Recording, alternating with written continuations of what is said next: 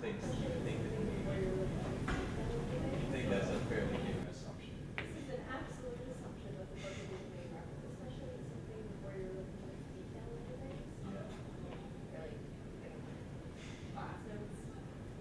I mean, I did take some class notes, but he's kind of hard. We want an audience to walk away with a full understanding of the First Amendment and what they can do to combat any type of political correctness or censorship or anyone that really wants to just silence what they have to say or their right to freedom of speech.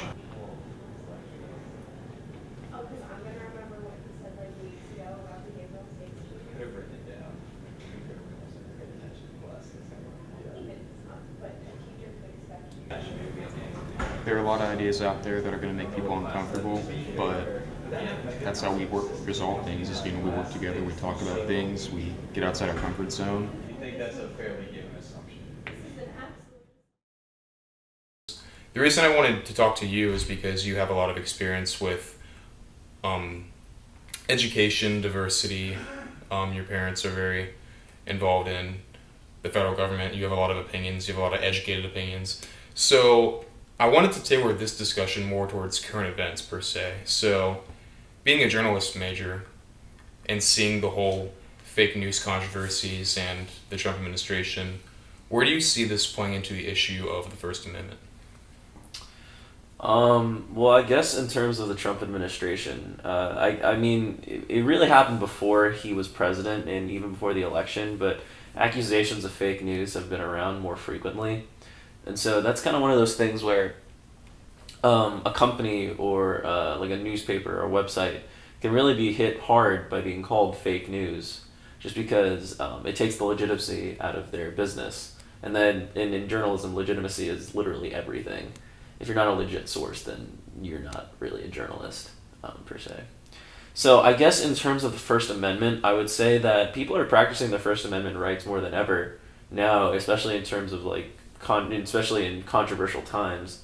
But what we think is a legitimate viewpoint and what we think is just an opinion is getting blurred. So I really don't think I see like a decrease in free speech or the First Amendment. If anything, there's an increase in it, but I think what we define as, real news or what we define as just an opinion is a lot more different. Being on a college campus, there are speech codes. Virginia Tech doesn't have one yet, but there are certain unwritten rules that people kind of abide by. I'm sure you're familiar with the Berkeley riots that have been going on. A lot of controversies surrounding censorship and political correctness on universities, and not just universities, but everywhere. So, as a college student, what do you think about disinviting speakers and free speech advocation and that whole take on it? I mean, college is one of the few places where you can have a community of people and be able to kind of just say whatever. I'm not saying like yell fire in a movie theater because obviously that's dangerous. But what I am saying is that, I mean, since my time here, I've seen a lot of different viewpoints and a lot of different people express different opinions. And to me, that's something that's really special because you can't always do that where you live.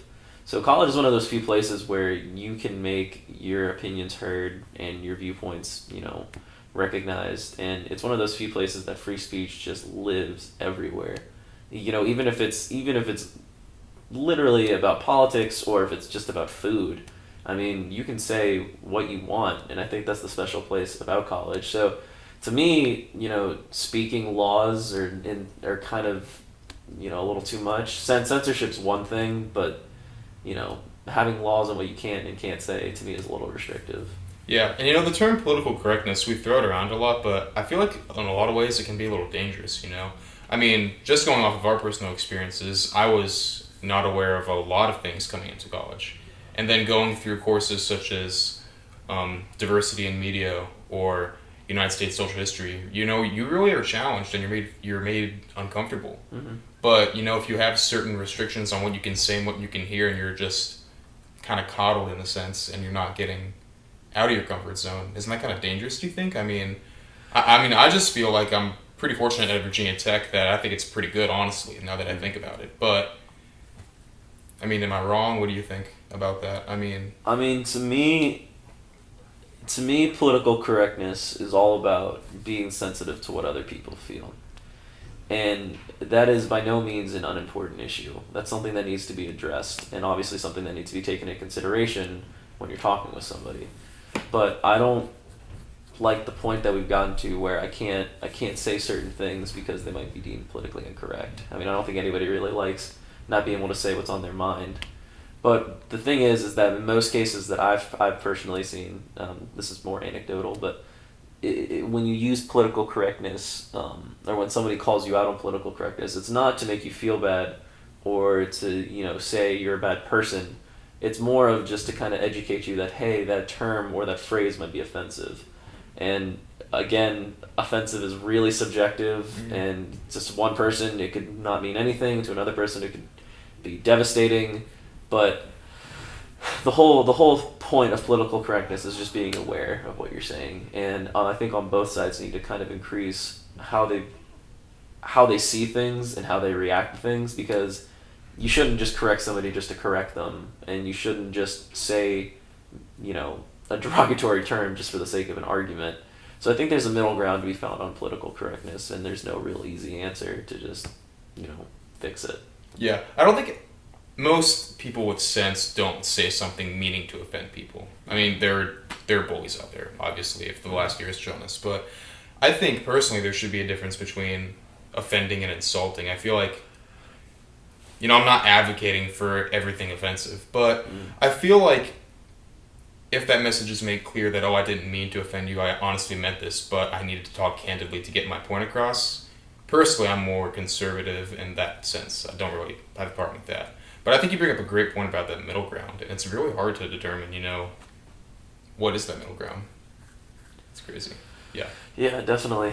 Middle ground is kind of something that not a lot of people can find in their discussions and the way they think, and that's something that I've always tried to do. At the very least, I might not be able to do it, but I've always tried to. And I think a lot of people would benefit if they tried to do that more. Mm-hmm. So.